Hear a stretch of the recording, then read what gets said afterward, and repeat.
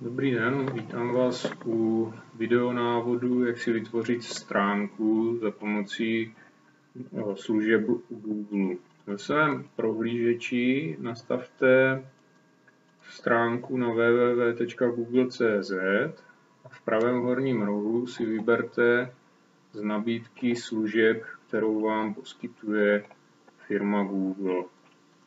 Sjeďte kousek níž a vyberte si weby. Musíte být přihlášení a pokud nemáte účet u Google, musíte si ho založit. Já ho mám, proto se přihlásím.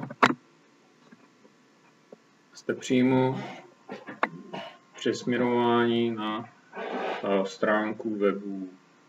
Dáte tlačítko vytvořit a zde vidíte, že si můžete vybrat prázdnou šablonu nebo můžete použít již vytvořené šablony. V levém sloupci máte oblasti, ze kterých si můžete vybrat. Já si vezmu školy a vzdělávání. A zde máte předpřipravené šablony.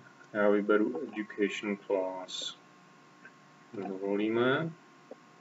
Další, co musíte zadat, je název vašeho webu. Já si zvolím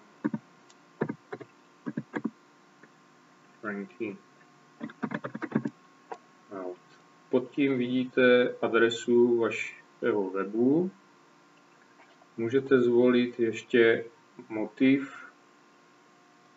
Já zvolím loď. Další možností je popis stránky, osobní stránky.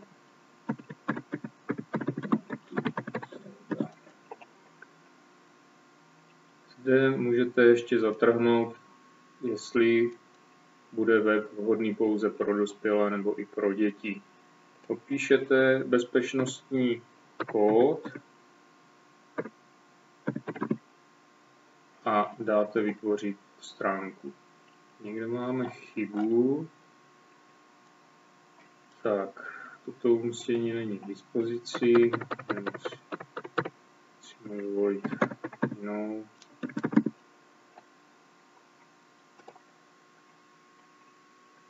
Tak, vidíte, že nám zde probíhá načítání, takže stránka půjde vytvořit.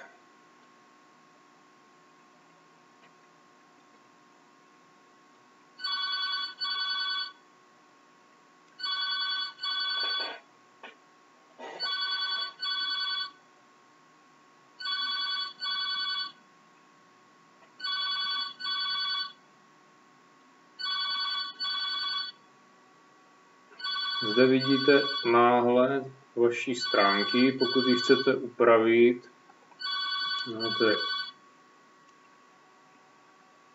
tuštičku a zde vidíte jako běžný editor, označím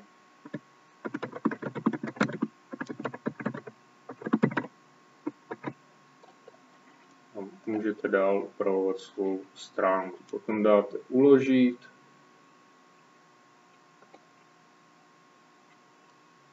Můžete se vrátit nazpátek na své stránky, které máte.